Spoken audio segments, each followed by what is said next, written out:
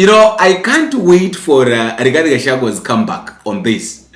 I can't really wait. I'm just waiting. Rigathi Gachagua will not spend time. At Rigathi Gachagua anaenda kuja na comeback ingine kali sana. So we're just waiting for Rigathi Gachagwa's comeback on William Samoei Ruto's cry. Yeah? I am pleased to welcome you back home after your historic performance at the World Athletics Championships in Tokyo, Japan.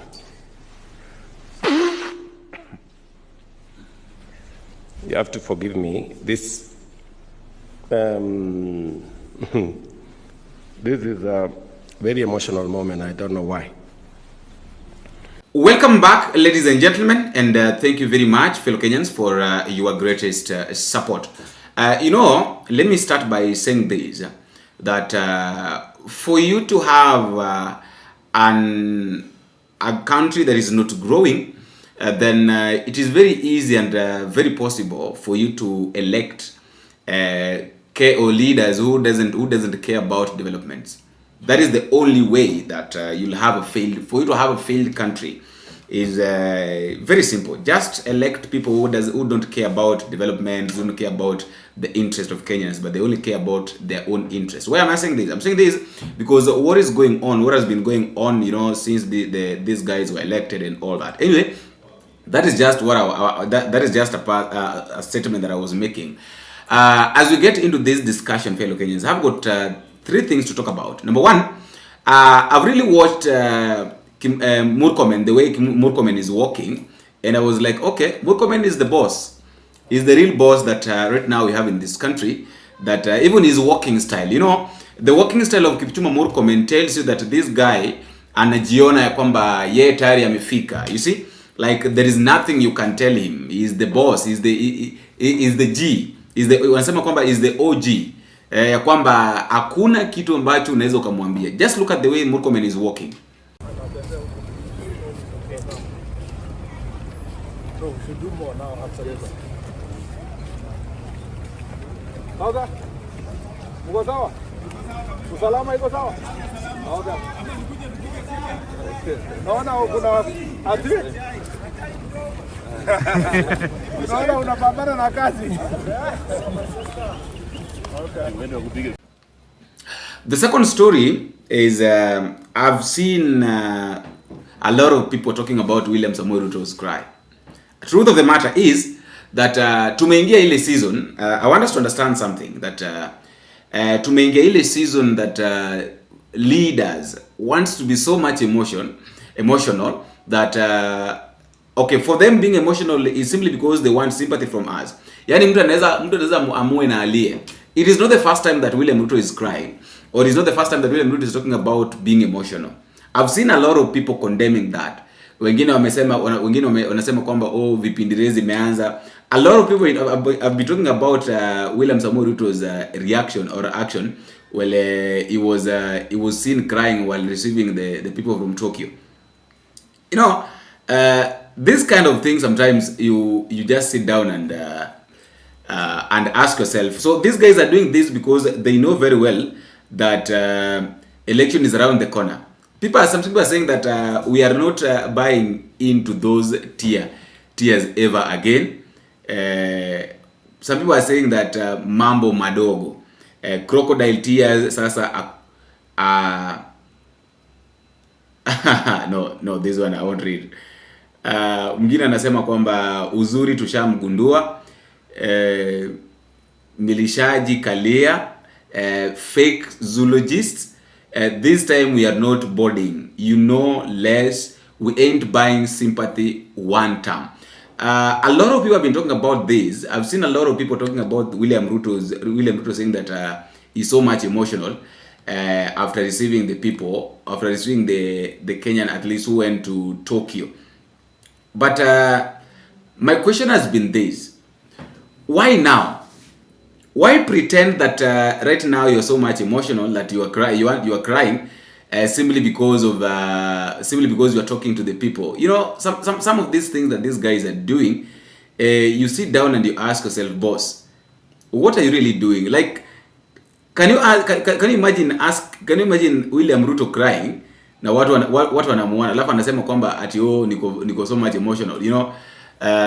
Things like this makes people emotional. Seriously, how does it make sense?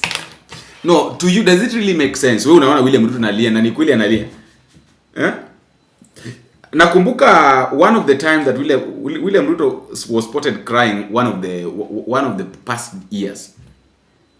So amerudisha saa hii. Anyway, the last story is this issue of Madagascar. And let me say this, that you know, there is something that Kenyan Gen Zs opened. There is a door, let me just call it a door. There is a door that Kenyan Gen Zs had already opened, that in fact they showed African countries the way. You saw what happened in Nepal. We'll still refer to that. You also what happened in Nepal. The Nepal Gen Zs came out in large number and they decided that enough is enough. We've been ruled by these people for a very long time. They've been doing their own things and we've been ignoring. So the time has come now for change. Now, how are we going to change this? We're going to change the system.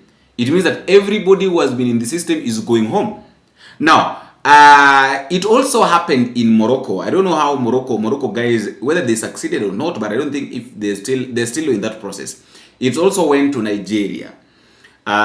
It's right now in Madagascar. And in fact, in Madagascar, the president himself, have decided to change all the government system. Officials wake wote wamefutwa kazi. Thousands of young people in Madagascar have poured onto the streets of the capital to protest electricity and water outages. The power cuts often leave homes and businesses without electricity for over 12 hours each day in one of the poorest countries in the world. They are the largest demonstrations the island nation has seen in years. Inspired by Gen Z protests in Kenya, Nepal and Peru, demonstrators blame the government of President Rajoelina for not improving conditions since he was re-elected in 2023. They say we are a TikTok generation, a generation of idiots. And when we rise up, they don't let us speak out about the country's problems. A message for you, Mr. Rajoelina. When you led the protest, they let you do it. It was okay. But when we young people fight for the country, you stop us. And many are now calling for his resignation. 16 years in power, we've given him chance after chance. He makes us drunken promises. All he cares about is himself and his own family. Meanwhile, here we are dying of starvation. Aided by calls on social media, protesters gathered at a university in the capital before attempting to march through the city, but were met with a heavy police response. The country's president acknowledged protesters' grievances. Maybe we haven't met your needs, or even listened to the cries and fears you experienced. Therefore, in accordance with Article 54 of the Constitution, I have today taken the decision to dismiss the Prime Minister and dissolve his government. Whether dissolving the government is enough to satisfy young protesters on the street remains to be seen. But the president says he wants to create space for dialogue with young people.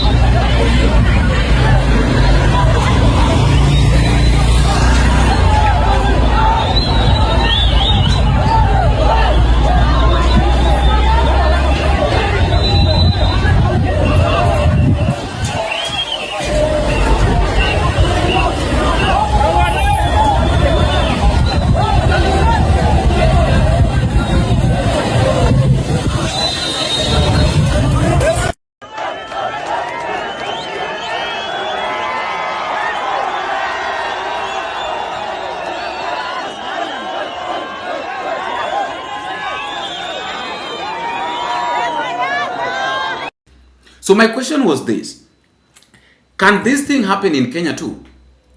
Can't it happen in Kenya? PLO Lumumba was saying something, and I would like you to listen to what PLO Lumumba was saying concerning African leaders going abroad, such kind of things.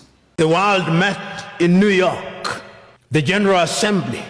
When African heads of states and government are speaking, the hall is empty. Nobody bothers, because they are saying nothing. And even if they are saying something, it is something that can be ignored. Compare when an African head of state and government is speaking and when the Prime Minister of Little Israel is speaking. They will listen. But as I travel along across the world, people do not care about our Tanzanianness or our Ghanaianness or our Kenyanness or our Ethiopianness. In their eyes, we are all Africans. And perhaps that is what we should use as the building block in order to talk about African unity. The African Union, which is weak, says the right things and does the wrong things 9 out of 10 times. I fly from Nairobi, Kenya for 1.5 hours. I come from the shilling zone, 33 currencies in Africa, none of which is used to conclude transactions anywhere. 80% of transactions in Africa are concluded outside of the continent in dollars. Go to northern Mozambique. The gas that is there cannot be produced because there is conflict. Northern Mozambique. Go to Somalia. Conflict. Here in your motherland. Conflict. Go to South Sudan. Conflict. Go to Sudan. Conflict. Go to Libya. Conflict. Go to Central African Republic, conflict. Go to the Democratic Republic of Congo, conflict. Go to Burkina Faso, conflict. Go to Mali, conflict. Go to Chad, conflict. Go to Niger, conflict. Go to Cameroon, conflict. Go to Nigeria, conflict. Do I go on? I do not believe that the tribe can be the basis of mobilization in Africa. As long as we remain the way we are, then Africa in the next 25 years will be recolonized. So, after that Madagascar issue, one thing I know, or one thing we have to be rest assured of, is that our leaders should be very afraid. The leaders of this country should be afraid because the Gen Zs are capable of doing anything. Let them not, the problem is that people like assuming. Let them not assume that they are the leaders. No. What the Gen Zs are capable of doing, if those are the Gen Zs of Madagascar, and that thing that they are doing was introduced by the Kenyan Gen Zs. Kenyan Gen Zs have been the pace setters. You see, during the race, kuna kuwaga na wale watu ambao wanakimbia kando ya wakimbiaji, ama unapata wako mbele. Those guys who are normally in front, they are very energetic. Now, they are not there to compete, but they are just there to set the pace. Like every athlete, I believe that every athlete normally have got their own pace setters. Like for instance, mimi nakimbia alafu wewe mwenye unanitazama uko kando. It means that mimi kazi yangu ni kuonyesha kwamba if it's a place of increasing your pace, you're supposed to increase, reducing your pace, you're supposed to reduce, and then inafika pale ambapo nakuachia so you can continue, or unachiliwa you can continue. So that is now the pace setters. That is exactly what the Kenyan Gen Zs did. But that doesn't mean that these pace setters cannot also compete. It doesn't mean that Kenyan Gen Zs cannot also do what these other countries are doing. It doesn't mean that Kenyans can't do what Nepal did. It doesn't mean that Kenyan Gen Zs cannot do what Madagascar is doing right now. It doesn't mean that Kenyan Gen Zs cannot do what Morocco or Nigeria is trying to do. No, it is only that maybe they're giving leaders time, maybe to make correction or to correct themselves. But if they fail to do that, what do you expect? If they fail to do what is expected of them, then it's going to force the Gen Zs to come back on the street. Look at this. The Gen Zs broke the parliament. All those things that were done by the Gen Zs, it was like a warning. It was like a sign of, okay, we are trying to warn you, we are trying to tell you that what you're doing is not right. Change your ways. But what happens, what you find that now these leaders, they're failing, they fail to do what was expected of them, or what the Gen Zs were telling them to do. They continue doing the same things that they were being warned against. What if right now these guys decide that, okay, wacha tujikusanye, now we come back in full force? Do you really think? And then now, you know what? One thing I sensed with the revolution that the Kenyan Gen Zs wanted to bring, and now what the revolution, the kind of revolution that the Madagascar and Nepal are bringing or brought upon on their countries, is those guys have been persistent. They have been doing this every day. Like they had got no rest. Come on, Monday, Tuesday, Wednesday, Thursday, Friday, Saturday, Sunday. All those days they are on the street. Now, bring it to the difference between now Kenya and those countries is Kenyans tulikuwa na specific days. Kama ni Monday, tunapumzika Tuesday, ni Wednesday, Friday, Sunday. You see? Like Kenyans was not consistent. And there is always results on the consistency. That is where now the problem of the difference came from. Suppose Kenyans decided not to be very consistent, I think we could, and then hii ya Kenya iliingiwa na mambo mengi, mara activists, mara nini, everybody wanted to show himself, herself. You know, people like Hanifa came in, Mark Makori, you know, people watu kama Morara Kibaso, hao ndio wanajifanya kwamba hao ni viongozi. So those are the kind of things hizo ndo ziliharibu the revolution that the Gen Zs wanted to bring to the Kenyan country. But one thing I believe and I know that pengine it was not yet time.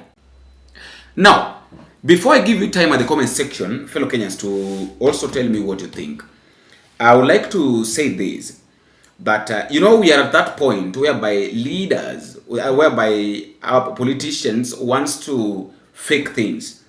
So it's up to us to understand, it's up to us to look at this thing this way, that if they're trying to fake, then can we make it real?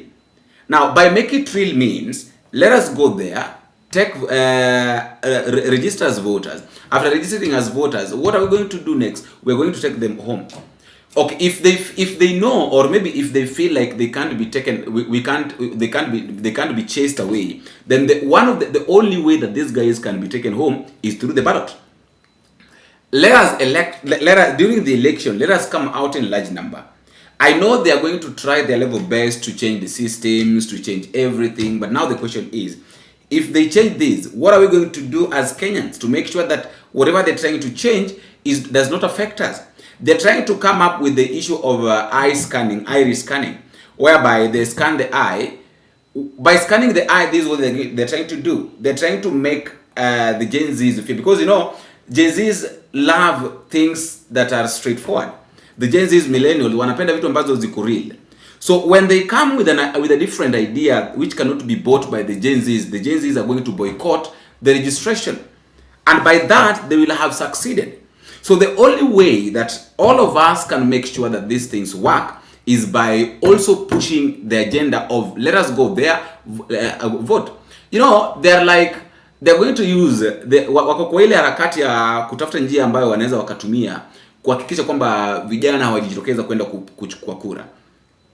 And then during the election, they will tell you that Mara Iris Yako is not scanning. You know, they have got different ways. They're trying to look for different tactics on how they can capture the attentions of Kenyans, or how they can prevent Kenyans from voting, or the Gen Z, most of the Gen Z, because the Gen Z are over 18 million. Imagine 18 million people, 18 million Gen Zs, and then uongeze millennials hapo ndani. Hizo ni kura mingi sana. So hao watu wakijitokeza waende wakapige kura, let me tell you, I tell you that it is not going to be very easy for the government for these guys to survive. You see, it is not going to be very easy for these guys to survive. But then what are we going to do? Just like I've said, tujitokeze twende tukachukue kura, tupeleke hao watu nyumbani. What these guys are doing, we can't keep on recycling. The problem is that we want to recycle. Let us avoid this. Let us stop this issue of recycling. Kama wale watu ambao wako kwenye serikali wote waende nyumbani. We bring new breeds, the breeds that can understand us, the breeds that can understand what Kenyans need or what Kenyans want, not their own interest. After all, guys, that is just my thought, and that is all for now. Let me know what you think in the comment section, but don't forget to drop me a comment telling me what you think and where you are watching this video from. Until we meet again, I have been your host, Professor. Bingo.